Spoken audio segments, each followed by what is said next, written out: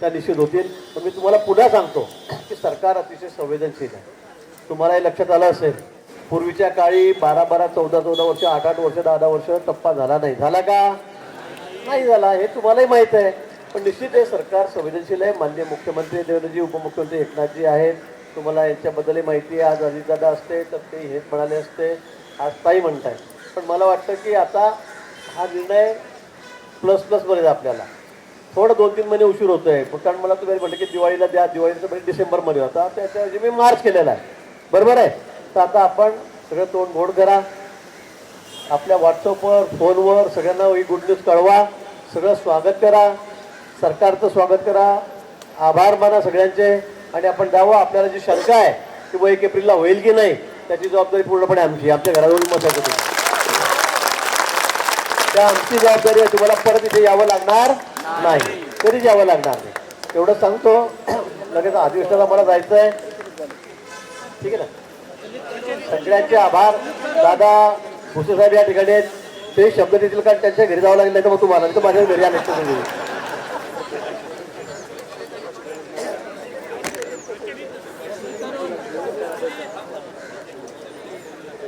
आदरणीय गिरीजी महाजन साहेब, सर्व सन्माननीय आमदार महोदय, या ठिकाणी सर्व उपस्थित शिक्षक बंधू आणि भगिनींनो, मला वाटतं की गाडीत येत असताना गिरीश भाऊ आणि आम्ही सर्वजण शिक्षक बांधव कशा पद्धतीने त्यांचं मार्गक्रमण असतं, अतिशय संवेदनशीलपणे आम्ही चर्चा केलेली आहे. आणि म्हणून इथे येत असतानाच जर काही नुसतं थातूरमातूर बोलायचं राहिलं असतं तर काल परवाच बोललो असतो.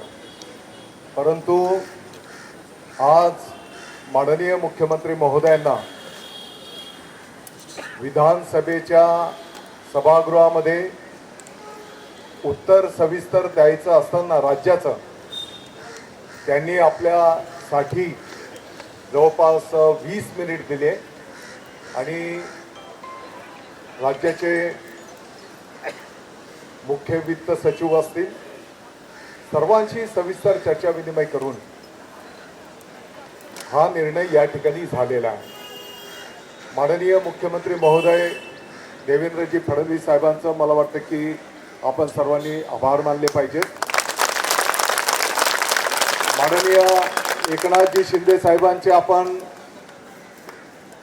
पाठीमागच्याही काळामध्ये जो काही एक टप्पा देण्यात आला होता, शिंदे साहेब तर देणारेच होते, आपल्या सगळ्यांना, सगळ्या राज्याला माहिती आहे. आणि आदरणीय सुनित्राताई पवार साहेबांचेही आपण आभार व्यक्त केले पाहिजे. आणि मला वाटतं की आपण विशेष आभार एक वशिला लावायला, हे तर आमचं कुटुंब परिवार आहे, परंतु हेडक्वार्टरमध्ये माननीय मुख्यमंत्री महोदयांना वशिला लावण्याच्यासाठी माननीय गिरीश भाऊंना मी पकडून ठेवलं होतं. आणि गिरीश भाऊ एका बैठकीकरता 5 मिनिट वर गेले, परंतु मंगेशला धरून ठेवलाय. मला वाटतं की आपल्या सर्वांना माहिती आहे की ज्या आर्थिक परिस्थितीतनं आपलं राज्य आणि संकटांना तोंड देत आपण मार्गक्रमण करतो आहोत. शेतकऱ्यांचे, जसं भाऊंनी सांगितलं की शेतकऱ्यांच्या कर्जमाफीच्या संदर्भातला विषय असेल, अवकाळी पाऊस, होणाऱ्या दैनंदिन घटना, आणि म्हणून मुख्यमंत्री महोदयांनी 31 मार्च ही आपल्याला म्हणजे बजेट अधिवेशन की ज्याच्यामध्ये या संदर्भातली आर्थिक तरतूद केली जाईल असा शब्द आपल्या सर्वांना त्या ठिकाणी दिलेला आहे. मी या महायुती सरकारचा आपल्या सर्वांच्या वतीने आभार व्यक्त करतो. त्याच्यासोबतच आपले जे काही मुद्दे आहेत, पटसंख्येचा, त्रुटी पूर्तता, प्रचलित, तर मी आता नवीन शिकायला घेतलेलं आहे. तर या संदर्भामध्ये आपण येणाऱ्या 15 दिवसाच्या आत, महिन्याभरात आपण बैठक लावू. त्या बैठकीला तुमचेही प्रतिनिधी बोलू. शिक्षक आमदार महोदयांना शब्द दिलेलाच आहे बैठक लावण्याचा, आणि त्या बैठकीमध्ये या सर्व बाबी आपण तपासून घेऊ. आणि हे सर्व आमच्या कुटुंबाचे सदस्य आहेत. विद्यार्थी हे आमच्या कुटुंबाचं दैवत आहे आणि हे सर्व आमच्या कुटुंबाचे सदस्य आहेत. इथं टप्पाचा निर्णय तर झालेलाच आहे, परंतु त्याच्या पलीकडे जाऊन हे जे आमच्या कुटुंबाचे सदस्य आहेत, पाठीमागच्याही काळातले काही निर्णय तुम्ही बघितले असतील आणि येणाऱ्याही काळातले निर्णय तुम्हाला पाहायला मिळतील की तुमची वेठ बिगारी, आपली जी काही एक दहशत असते, मग सेवानिवृत्त होताना पण मला काही त्रास होईल का, ही सर्व दहशत मोडून काढण्याचं काम शिक्षण विभाग करेल.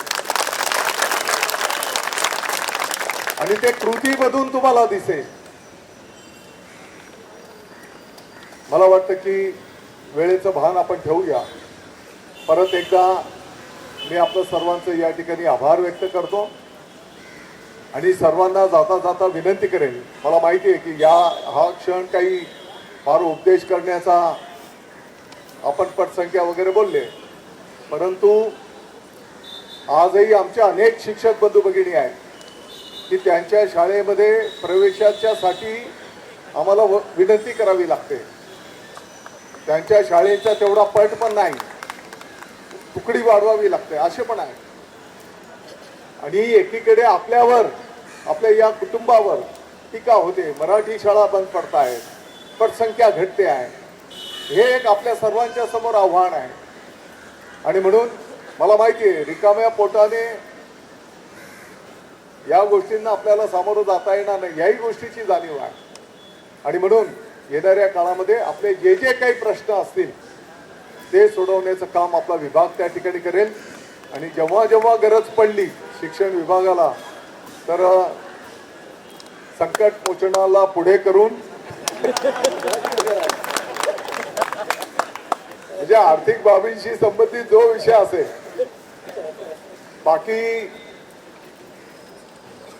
आमच्या या कुटुंबाला त्रास देणारे जे आहेत त्यांचा बंदोबस्त करायला विभाग सक्षम आहे, ते बरोबर करू आपण. परंतु जिथे जिथे आम्हाला आवश्यकता पडेल तर निश्चितपणे माननीय गिरीश भाऊ आपल्या सोबत असतील हा विश्वास व्यक्त करतो. परत एकदा आपल्या सर्वांचे मी आभार व्यक्त करतो.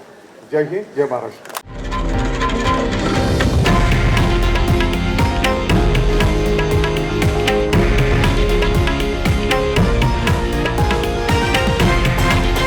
हे आहे देशातील नंबर 1 न्यूज नेटवर्क आणि आपण पाहत आहात TV9 मराठी, एकमेव.